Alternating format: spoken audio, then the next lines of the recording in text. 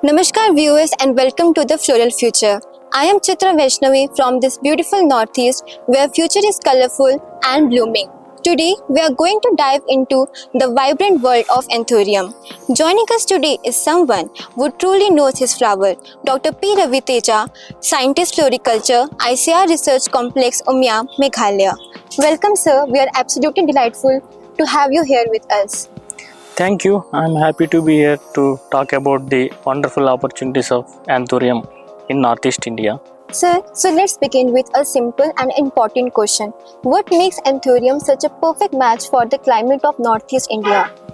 So basically Anthuriums are tropical plants. Okay. So Northeast is ideal conditions for growing this Anthurium. So we have humidity that is 70 to 80%. Okay. So temperatures it's required like moderately 20 to 25 degrees centigrade in day, as well as in night it is like 15 to 20 degrees centigrade. So ideal conditions for this growing of these Anthuriums. So direct sunlight is not required for this Anthurium cultivation. Okay, sir. So this sounds like our plant feels like a home here. So now that we know our climate is favorable for us, now what will you should recommend for the variety, be it for the commercial purpose or the pot culture? What are your top recommendations for our farmers? So basically Anthuriums having two species for pot culture as well as flower production.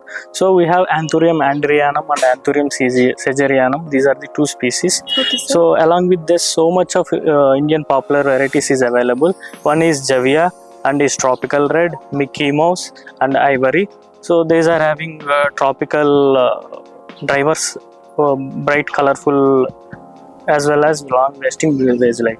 Okay, sir. So this sounds like a vibrant list of varieties for Anthurium. So once someone had selected their preferred variety for the Anthurium, the next question which naturally comes is how to start growing. So should they go for the tissue culture plants, or are there any traditional ways like suckers which they can work for? See, commercially Anthurium is propagated by tissue culture, so for uniformity and disease-free growth. So for nearly for home growers, so they used to cultivate by these suckers. So suckers having that 4 to 5 leaves along with this good healthy roots. So those are ideal for the cultivation of these Anthuriums. Now, sir, since Anthuriums are not typically a soil-loving plants, so what is the ideal growing media for them, especially considering the humid climate of this northeast? So actually Anthuriums are tropical plants. So those are epiphytes. So it does not require any soil. So when you are taking a soilless media, you should consider 3 or 4 points. One is that media should be organic, well aerated, as well as that having a light acidic soil pH, soilless media pH, that is 5.5 to 6.5 is most ideal. My recommendation for soilless media is for Anthurium growing is, so vermiculite 20%, charcoal 20%, perlite 20%, laca balls 20% and reverse and 20%. So these are most ideal for aeration as well as nutrient growth for this quality of this Anthurium production. So far I can see that our plants are very well settled in its growing media and are growing. Now how do we maintain their health and beauty? Like what is your advice on their fertilizer schedules and their general maintenance like pruning or repotting?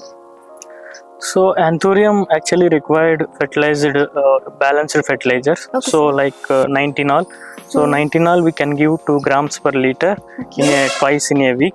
So later adding for this one we can go with this humic acid and fulvic acid 2% as well as salicylic acid 100 gram per liter of water per every 2 weeks once. It is recommendable for good quality as well as growth of this Anthurium plants. Apart from that, that regular pruning of diseased or yellowing leaves we have to remove it, and we can maintain 4 to 5 leaves only a part, as well as we can go for repotting for every year.